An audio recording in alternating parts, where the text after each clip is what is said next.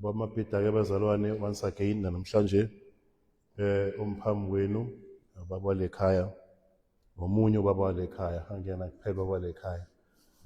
Sanibingelela kakhulu enisivakashele namhlanje enikhethile ukuzokhonza nathi amabandleni onke akhona nisikhethile ukuthi nizohlanganyela kanye nebandla iSound Doctrine Fellowship. Akuyona ke into esithatha kancane leyo, siyanithanda kakhulu ngothando olukhulu kakhulu. Amen. Okay. Oh, okay.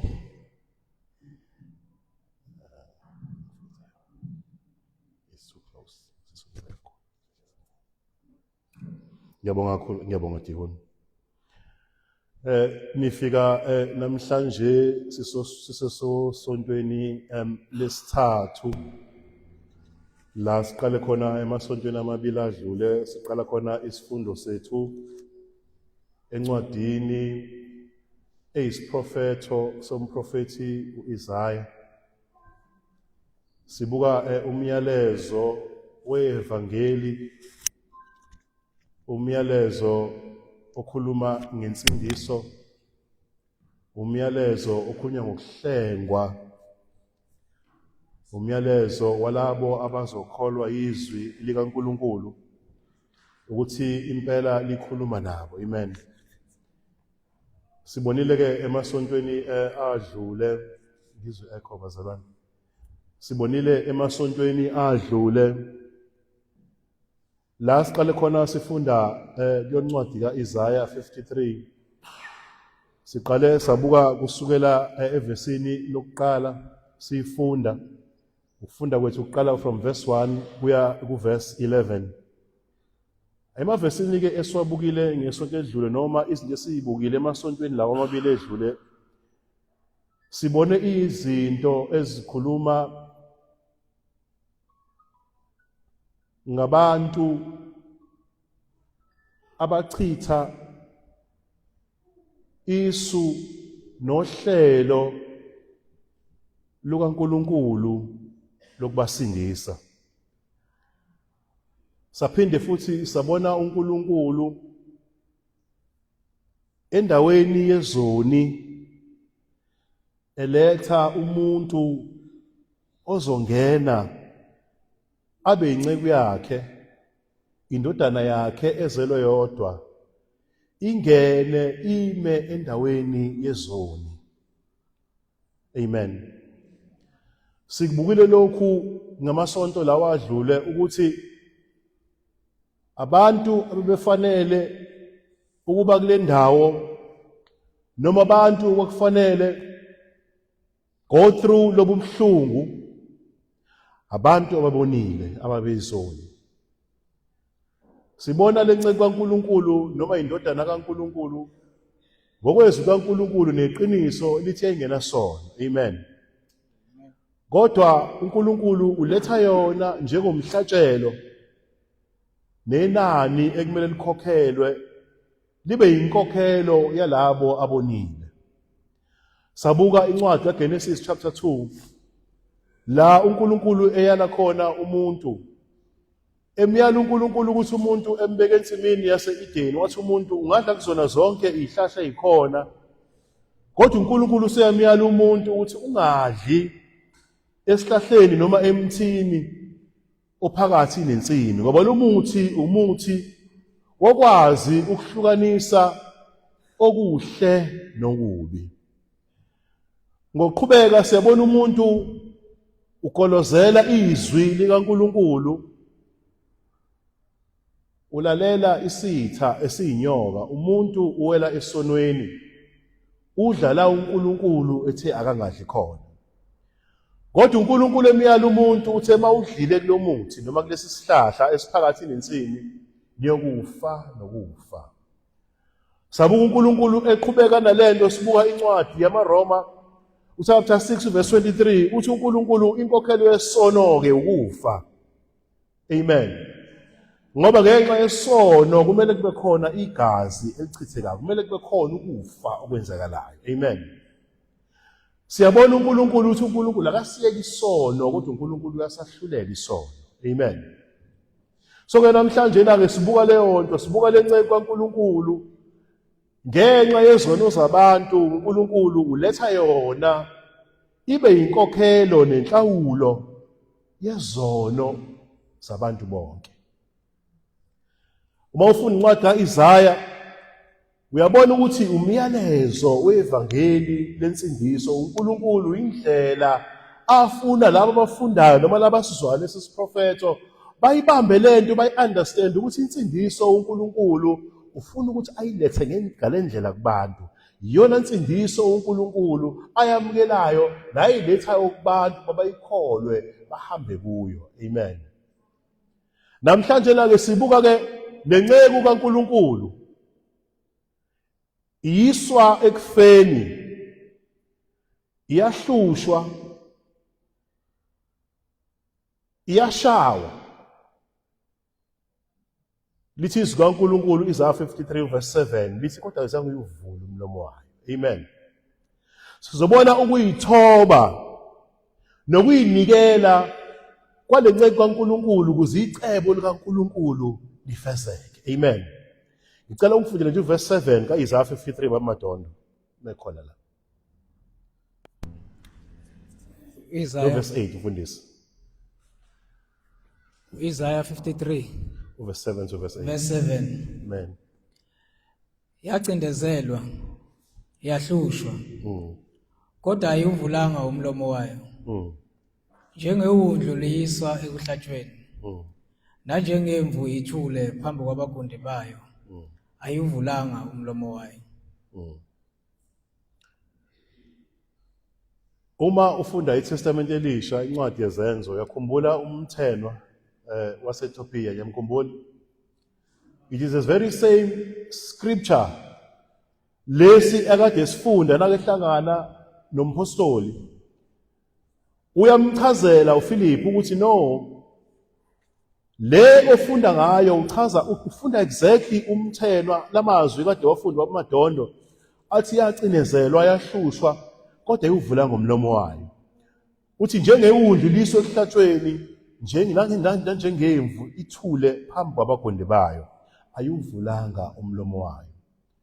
Umthenwa mayibona lento uyayifunda le ndaba ayiqondi.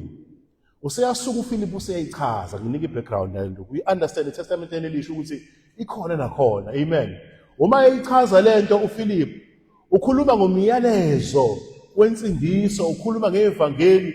Lento kade ifunda nomthona bengayiqondi ukuthi ikhuluma ngoKristu. Useyile kuyayicacisa uPhilip ukuthi le eIsaiah 53 lo verse 7 ofunda umthenwa lento ikhuluma ngoKristu. Amen. Iwundlu likaNkulunkulu, yena lo Kristu oyize substitute, uyena lo Kristu owacinezelwa. Uma esezizwa lokho umthenwa uyakholwa ivangeli. Amen. Usethi kuPhilip, Philip, nawa amanzi. Amen. Ngoba ngikholwe ivangeli, ikuphi okuvimbayo ukuthi ibhabhadiswe? Ikholiwe ivangeli lendoda ewumthenwa yase iyabhabhadiswa. Amen. But la sifunda khona namhlanje uverse 7 wethu uzobona uIsaiah ngendlela uNkulunkulu amsebenzisa ngayo ukubeka ngokusobala nokucacile ukuthi lo msindisi noma lo mhlengi noma lenceke kaNkulunkulu izofa, ife ukufa okubuhlungu kakhulu. Amen. He is going to be slaughtered. Amen.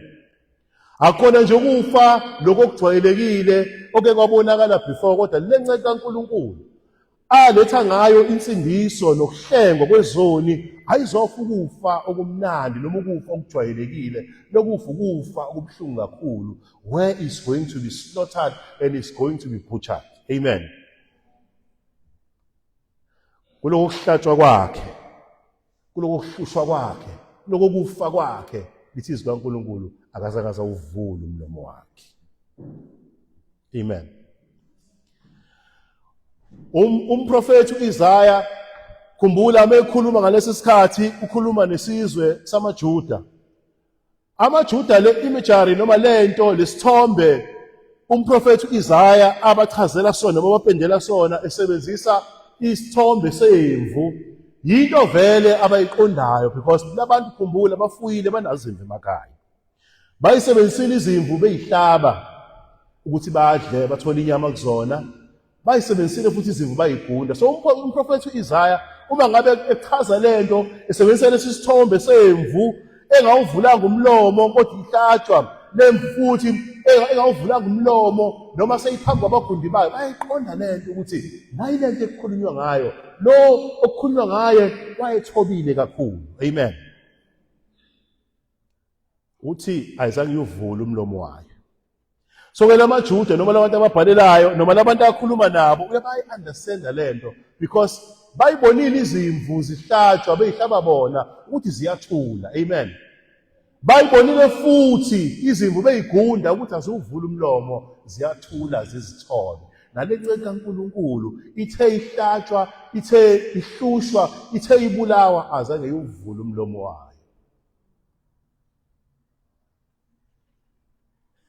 So Isaiah usintroduce kulo umsindisi noma lo muntu ozohlenga abantu bakaNkulunkulu noma labantu abayizoni abazokholwa ivangeli usiletha kuyena umletha njengemvu eyiswa ehlatshweni. Ngiyafisa sibheke uverse 7 again bamadondo. Khona igama elibaluleke kakhulu lapha eqala kaverse 7 amagama u2 uthi yacinezelwa yahlushwa. Nokucinezela kwakhe wani uyakhumbula ebanjwa uKristu noma ebanjwa uJesu akabanjwanga kahle ubanjwe ngendluzula. Amen. Waqala washaya, waqala waqhutshwa, wayiswa ngesikhathi esingafanele ukuthi ayoqula icala. Yacinezelwa yahlushwa. Amen.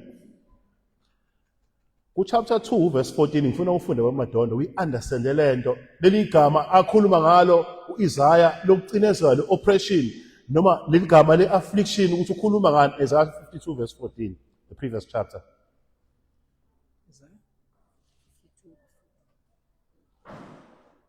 Ngicela ukufunda uthi njengalokhu bebaningi bamangala ngayo.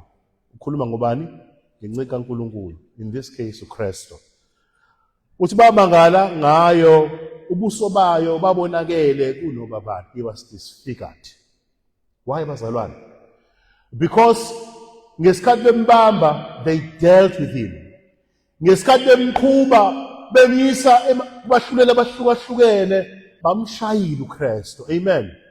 Bamshaya in such a way ukuthi ubuso bakhe wengasabonakali ukuthi ufana nomuntu yini. Uthi 52 verse 14 bamangala bebona ubuso bakhe. Amen. Babungasafani nobabantu ngenxa yokuhlushwa, ngenxa yokucinezelwa, ngenxa yokushawa eshawelwa izono zami nawe. Kumele uyi-understand le. Uthi nesimo sayo kwasasingafani kwakungesamadodana abantu. Wayengafani nabantu. Why bazalwane? Because bese eshayiwe. Amen. Usecinezelweni uyashawa uyahlushwa, his face became disfigured.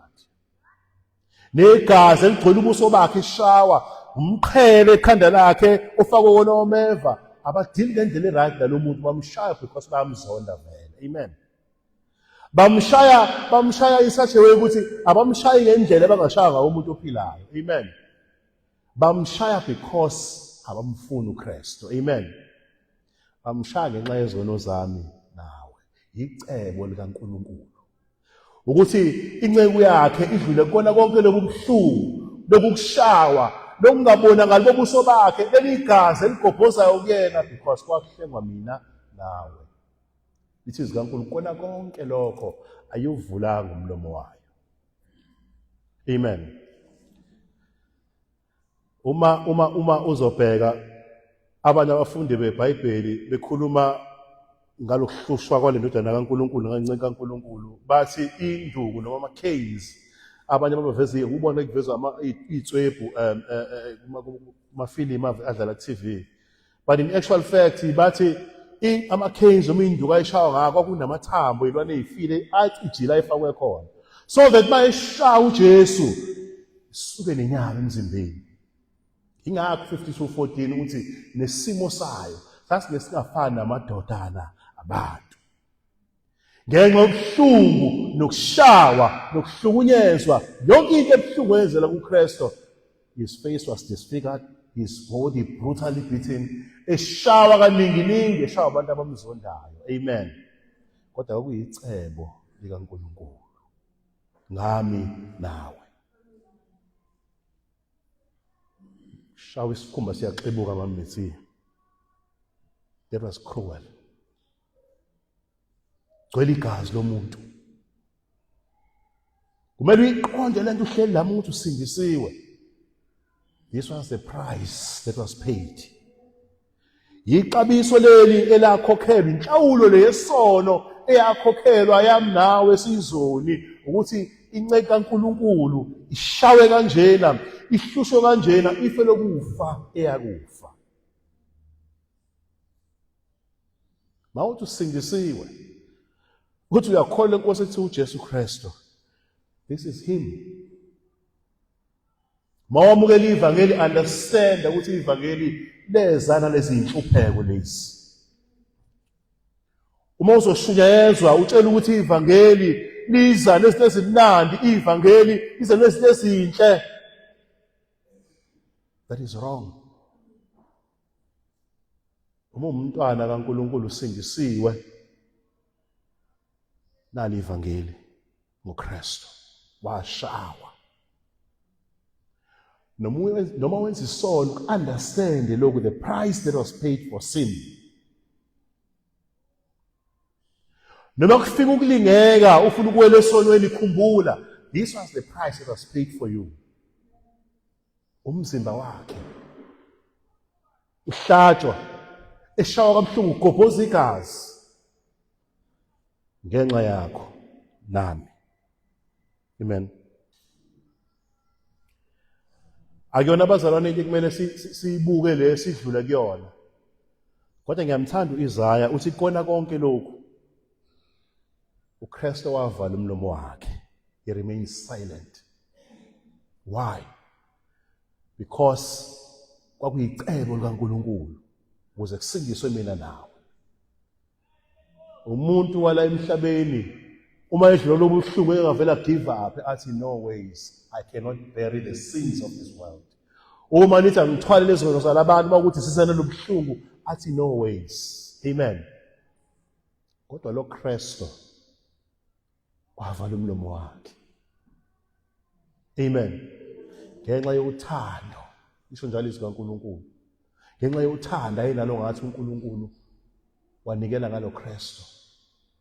Bese enikelele ngayo uKristu, uNkulunkulu uyavuma futhi ukuthi akahlatshwe.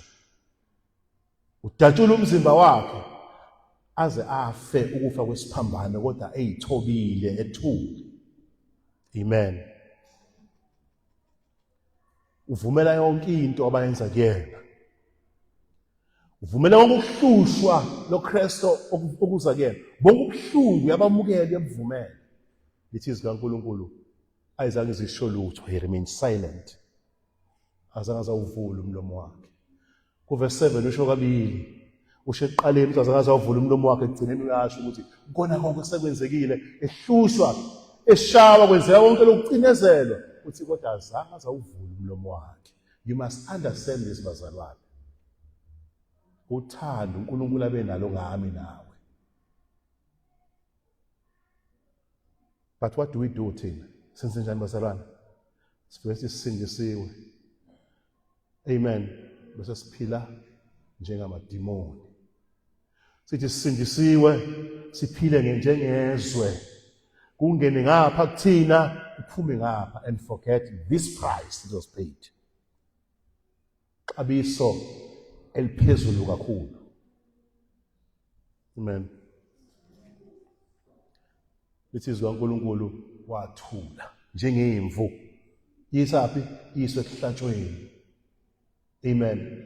Ayikhali imvu bazalwane. noKristu wenze njalo. Naphambi kwabagundi bayo yathothobala, yathothobala wenze njalo uKristu. Amen. Uyazi ukuthi mina nawe whether si-guilty, sinecala. Makuthiwa sinecala nje, khona umuntu okubeka icala ngento ethile, uba ngumsindo, ugquma ubhekele ukuthi no, mina ngiyenzanga le nto. Because you want to prove your innocence. Angithi bazalwane? Uthi mina no, I'm innocent. Amen. No, Kristo, he was innocent. Amen. The only innocent person emhlabeni. Kodwa wathula. Azangaze uvule umlomo wakhe. Ephambi kuka Caiphas, yakhumbula bazalwane, uthayile yokuqala. Azangaze uvule umlomo wakhe. Amen. Ephambi ka-Anas, azangaze uvule umlomo wakhe. Ephambi kaPilato, uvule kanye ngoba ecacisa something. Amen. Kodwa nakhona he remains silent after that. Khumbula uvule nini uPilato uthi kena, uyazi ukuthi na Jesu nginamandla okukhulula noma ngithi abakubulalela abantu. Uthi uPilato no, uthi uJesu no Pilato, awunawo amandla, awunalo igunya unless ubaba okunikeza igunya. Amen. Awukwazi ukuthatha impilo yami mina, I lay my life. Amen. Mina ngiyayinikela impilo yami emva kwalokho wathula. Amen. Hallelujah. Wathula kwaze kwaba sekufeni, yebo, ukufa kwesiphambano. Uzoyibuza umuntu ohleli phansi manje nomunye nje uzoyilalela lento uthi nithi uJesu uNkulunkulu. Nithi uJesu, he is the creator of the universe. Lo Jesu angakhomanda ushilo laphana inceke yakhe behamba namfundi ngesikhathi manje eGetsemane, imfundo omunye enqoma indlebe yesosha, uyayibuyisela uJesu uthi no, baningi mina ngabiza mina the armies asezulwini to fight this for me, but uJesu uthi kulungile, let it be done. Ngiyakhumbula abazalwane, uJesu yesikhathi authority okwenza noma ngabe yini. Amen. uJesu kwazi ukuyalela njengoNkulunkulu, kwazi ukuyalela ulwandle ukuthi ilwandle suka lapho ume la waqhubeka. Amen. Athi ilanga wona langa stay there waqhubeka. Athi inkanyezi khanyisani nime lapha phezulu ngoba nisehlela enzansi. Amen. He is a commander of creation. Amen. uJesu lo ongakwazi ukukomanda impi eyingelosi ukuthi ilwe imkhulule kuloko kubethela noma kuloko kuhluzwa, kodwa lithi zikaNkulunkulu he remained silent. Wathula, akawuvulanga umlomo wakhe, and yet he's got all that authority. Una wonke lelo gunya, una wonke lawo mandla ukuthi akhomande izinto zenzeke. Why did he keep silent? Because of the love that he had for us, because of uthando ayenalo ngathi. Amen. Ukuze icebo likaNkulunkulu lifezeke, kusindiswe mina nawe sokholwa umsebenzi wevangeli uNkulunkulu awenzile ngendodana yakhe uKristu Jesu. Amen. Amen. uJesu lo onamandla okwenza konke bazalwane, because uJesu uNkulunkulu. Kodwa lithi zikaNkulunkulu akazange akhiphe noLord izwi to command the armies. Noma vele atshela amasosha ngezwi lakhe laba mbethela ukuthi abafe same time because uyena obadalile, akuzange kwenzeke lokho. Amen. Why? Again, because of the love that he has for us. Thina siyizoni, thina singamfuni. Thina besibona ukuthi umuntu ozosindisa umuntu ozovela epalace azayona namakhosi.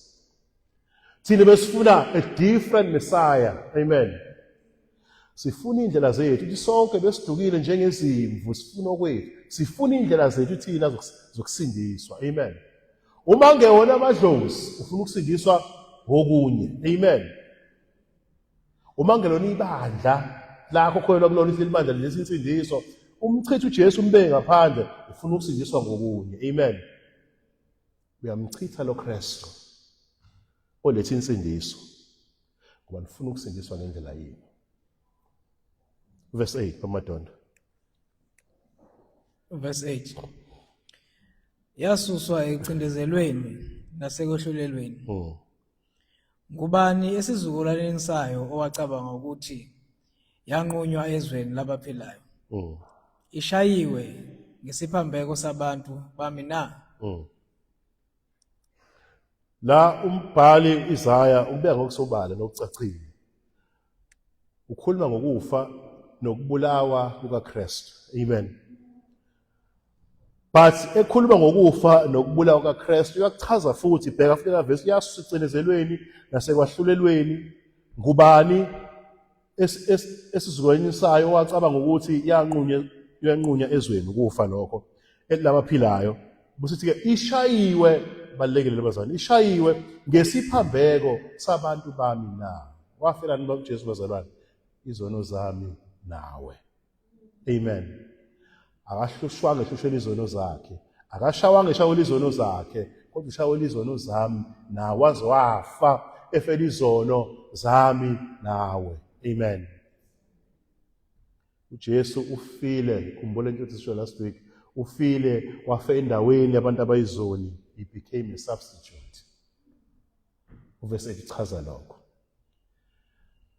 kubalekile ukuthi understand abazalwane lento kakhulu because kuyakwenzeka abazalwane siyibone sesinamandla kakhulu siyibone kukhona izinto ezingcono esingazenza mayelana nensindiso kukhona izinto esibona thina ukuthi cha we are okay ngalezi zinto esizenzayo uNkulunkulu uya-understand amen nokuphila kwethu sikuphila abazalwane emhlabeni it needs to be guided by izwi kaNkulunkulu ukuphila kwesikuphila emhlabeni needs to be guided by the principles ensindiso eza ngoKristu u-understand abakucebisa ukuphila kwakho understand abakucebisa uma uphila your walk in life ukuthi ukuhamba kwakho last example uKristu because uKristu ufela izono zakho asikwazi kwanza uvele isiphile noma kanjani amen kukhona owakhokha inani eliphakeme ngempilo yakhe ehlushwa efela izono zethu haleluya but ngifisa ubuke ukuthi konke lokhu masekwenzekile ukufa kaKristu ukuhlushwa kaKristu uverse 9 uveza uNkulunkulu njengoNkulunkulu othokozile kakhulu ngalokhu obekwenzeka kuKristu verse 9 uverse 9 babeka ithuna layo kanye nababi ekufeni yayinabenza okubi noma ingezanga indluzula kungekho nankohliso emlonyeni wayo verse 10 uverse 10 nokho uSimakade wathanda ukuyishaya ngezifo wenza umphefumulo wayo waba ngomnikelo wecala iyakusibona isizukulwane sayo yenze izinsuku zayo zibe ziningi nentando kaSimakade iyakuphumelela esandleni sayo amen uverse 9 bazalwane uJesu usefile noma uIsaya ukhuluma ngale nceka kaNkulunkulu ekuKristu usefile sebembulele amen but buka inzondo yalabantu yamaJuda namaRoma amen inzondo ekhona even to this day kulabantu abalichithayo iqiniso nevangeli likaNkulunkulu amen lensindiso ngoba ukufa kaKristu ukufa kwehlazo khumbula uJesu ubethelwe phambi kwani kwezelele seyindile amen ukufa kwesiphambana kufika uJesu vele abantu ababefa ngale ndlela ukufa kwehlazo amen abantu okumele bangcwatshwe emathuneni noma balahle bangangcwatshwa at all idumbu zabo they have to decay zidliwe yinyoni bese beyathathwa beyophoswa emgodini othile amen ngoba balungile noJesu lo uNkulunkulu afeze icebo lakhe ngayo bafuna ukumenza njalo nabo amen awuphinde futhi ufunda verse 9 Madonna ufuna sihambisane nikona verse 9 babeka ithuna layo kanye nababi ekufeni yayinabenza okubi noma ingenzanga indluzula kungekho nankohliso emlonyeni wayo bafuna ukungcwaba uJesu kanye nayigebengu abaphangi kanye nababulali amen kodwa esikhundleni saloko buka icebo likaNkulunkulu uNkulunkulu useyaveza this is my son whom I love amen sekuvela isandla sikaNkulunkulu kona konke lokhu uNkulunkulu uthinta indoda yase-Arimathea uJosefa thatha isidumbu sikaKristu amen akakwazi umsindisa akakwazi uMesiya Akakwazi umhlengi, akakwazi indodana kaNkulunkulu egcwele ukungcwatshwa nezoni. Akakwazi ukungcwatshwa nababulala, akakwazi ukungcwatshwa ithuna lakhe libe kanye nabantu abadlwenguli, abakwazi ukuthi kube khona ukuthi ithuna lakhe angcwatshwe nabantu ababaphansi. Uyamthatha uJoseph wase-Arimathea umyise ethuneni lemfanele uKristu, rented tomb. LamaJuda kade bulala uJesu wona because they hated him. Babemnyanya, benyanya icebo likaNkulunkulu, bephikisa uNkulunkulu indlela afuna ukuletha ngayo insindiso esizweni saka-Israyeli, bephikisa uNkulunkulu icebo lakhe lasemaphakadeni lensindiso ngoMesiya noma ngoKristu. Ngokufa kaKristu kuyihlazo, bathi naye ufanele ukungcwatshwa kanye nababi. Amen. Kodwa uNkulunkulu uthinta abantu, uJoseph wase-Arimathea uthi akamngcwabe lo Kristu. Amen. Lithi izwi kaNkulunkulu wagcina esengcwatshwa kanye nabantu abanjani? Abanothile. The Rich Man's Enterprise. Amen. Again, uyabona labantu laba ukuthi bamzonda kanjani uJesu bazalwane? Abantu abangamfuni uKristu, abantu abangalifuni icebo likaNkulunkulu.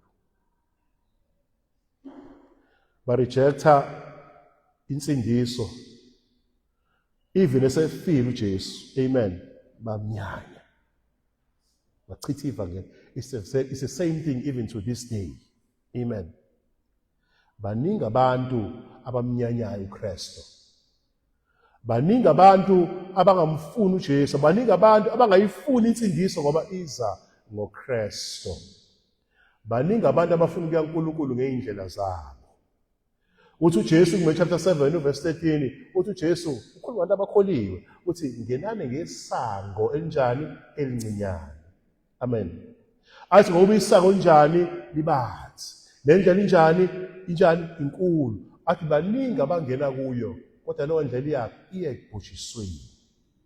uJesu wabizela esangweni elinjani? Elincinyane, nendlela engumncingo. Abantu abayifuni indlela engumncingo. Abantu bafuna ukusindiswa, bangena esangweni elinjani? Elincinyane, bese behamba endleleni ebanzi. Amen. Abantu bafuna ukusindiswa bese bephila ezweni. Abantu bafuna ukusindiswa baphila impilo as if ayikho inani elakhokhelwa ukusindiswa kwabo. Xabisa uJesu alikhokha ukufa kwakhe esiphambanweni, abantu bafuna ukuphila anyhow. Yet but basindisiwe. Because bamnyanya uKristu. Insindiso kubona is just a formality because ngifuna basebandleni nje. Amen. Kodwa uKristu ngaphakathi kumina ngimuzwa because ngihamba endleleni enjani? Ebanzi. That is hate kuKristu.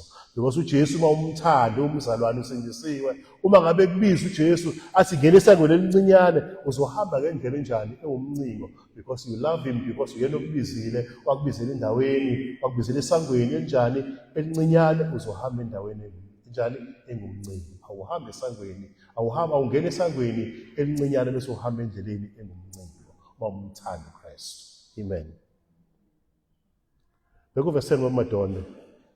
Uveseni uthi nokho wathanda uSibakade ukuyishaya ngezifo, but isiZulu asiyenzi justice ngoMadonde lapha because kunamagama akhona asho a serious statement sikaNkulunkulu ukuthi uNkulunkulu ugculisekile ngalokufa kaKristu, uNkulunkulu ugculisekile ngale substitute ukuthi kube indodana yakhe uKristu. uNkulunkulu ugculisekile even nangokufa nangokuhlushwa kaKristu. Ubona phethi ilokhuzana iversion yesingisi bazalwane. But ngicela uyifunde ngesizulu lawe abese ifunda ngesingisi omunye bazalwane. Verse 10 nje kuphela. Verse 10. Nokho uSimakade wathanda ukuyishaya ngezifo. Wenza umphefumulo wayo waba ngumnikelo wecala. Iya kusibona isizukulwane sayo. Yenze izinsuku zayo zibe ziningi. Nentando kaSimakade iya kuphumelela esandleni sayo. Uthi verse 10 ngesingisi, yet it was the will of God, from the ESV, it was the will of God to crush him. He has put him to grief. Khona igama engilifuna, crush him. Amen. Yabona isiZulu sithini uma uthi unalifunda isiZulu alivezele igama to crush. Amen. Because you need to understand ukuthi uNkulunkulu unolaka olungakanani ngesono. Amen. uNkulunkulu unolaka olungakanani ngesono in such a way ukuthi ulidedele endodaneni yakhe, he crushes him.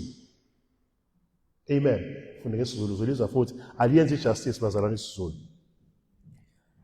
Nokho uSimakade wathanda ukuyishaya ngezifo. Ima lapho nje. Uthini? Nokho uSimakade wathanda ukuyishaya ngezifo. Uthini ngesingisi? It pleased Yahweh, amanye asho njalo, to crush him. Amanye amaversion athini? uNkulunkulu wathanda ukuyicinezela. Amen. Elinye lithini ngesingisi? It was the will of God to crush him. Amen.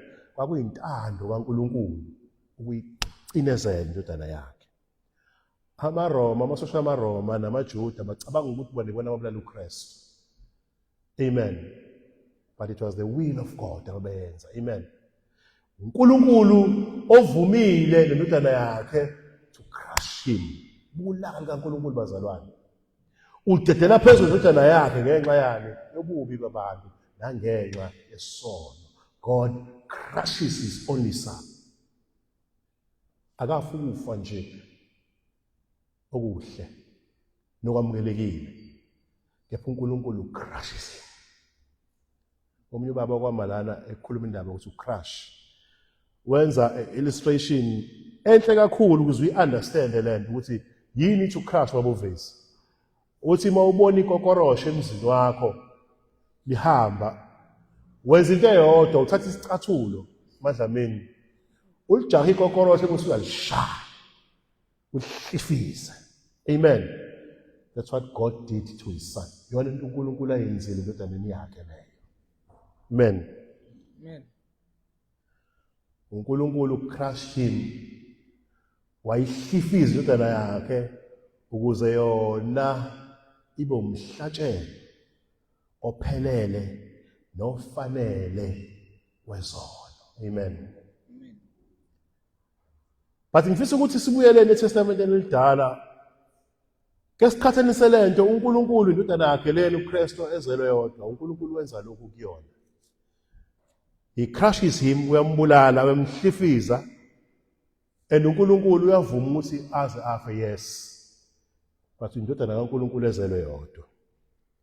Uma uhlehla about 4,000 years ago, kuGenesis 22 uyakhumbula indaba ka-Abraham no-Isaka. Niyakhumbula bazalwane? uNkulunkulu uyalela u-Isaka uthatha Abraham thatha indodana yakho uyise entabeni Mount Moriah ukuze ayowenza umhlatshelo wesono. Angithi bazalwane? Ukhuphuka naye umhlatshelo obuwenziwa ngezimvu bazalwane. Angithi niyabazi lokho? The atonement of sin was done by ilokhuzane inqama izimvu. Angithi? But uNkulunkulu uthi ku-Abraham, thatha indodana yakho le ezelwe yodwa Isaka, ukhuphuke naye entabeni. Indodana yakhe iyambuza bese ahamba ukuthi baba, nazi inkuni, nanku umlilo, ibipho imvana yokwenza umhlatshelo. At that very moment uNkulunkulu uthatha indodana yakhe uyibeke phezulu komlilo. Bophe ubeke phezulu komlilo, phezulu kwenkuni. Amen. The very time lesikhathi uAbraham ephakamisa ummese ethi uyayihlaba indodana yakhe okuyiSaka, uNkulunkulu uyamisa mana Abraham. Amen. Uyamisa, umkhombisa imvu ebhajiwe noma eyibhajwe ehlahleni. Amen. Uthi nansi imvana enza umhlatshelo ngayo. Amen. uJohane uthini? Uthi here is the Lamb of God who takes away the sins of the world. Uthi nansi imvana kaNkulunkulu. The same thing ukhomba uKristu. Amen. Uthi nansi imvana kaNkulunkulu esusa izono zomhlaba. uNkulunkulu akazange ayigodle yakhe indodana. Uvumile abayimvana esusa izono zomhlaba. Amen. Kodwa uAbraham indodana yakhe uNkulunkulu wayisindisa ngokuthi alethe umhlatshelo wemvu. Imvu eyayizoma endaweni substitute endaweni kabani kaIsaka. Wafika imvu instead of Isaka. Kodwa in my case nabantu bonke bazalwane abayizoni njengami nawe, uNkulunkulu akazange ayigodla, akazange awumisa ummese. ukuthi wehlele endodaneni yakhe uKristu Jesu ukuthi ife izono zethu sonke. Amen. uJesu was our substitute. Uyena ofike wasimela endaweni yethu. Amen. Wasimela bazalwane ukuze thina singabe sisafa ngenxa yesono. Sikholwe umsebenzi uKristu awenzile esiphambanweni. Amen. uKristu ufe endaweni yabangalungile kodwa enelungile. 2 Corinthians 5:21 uthini? Uthi uNkulunkulu umenzile ongesona isono, wamenza isono ngani bazalwane? Ukuze thina sibe ngokulunga kwakhe. Amen.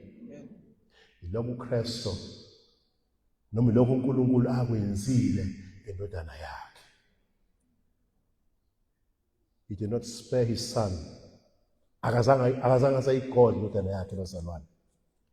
Ihlushwa, irejectwa bengayifuni abantu, icinezelo bazalwane, beyithimisela amathe mayiqhamuka bengayifuni, belindele umuntu ozalwe ebukhosini nomuntu ofana namanye amakhosi, bengakholwa ukuthi lo Kristu lo uyena uNkulunkulu aletha ngayo insindiso, uyena uNkulunkulu aletha ngayo ukuhlengwa. Kwazi ngoba sekufini bazalwane, ihlushwa, ehlatshwa, edatshula umzimba wakhe ngeyipikili, efa bazalwane.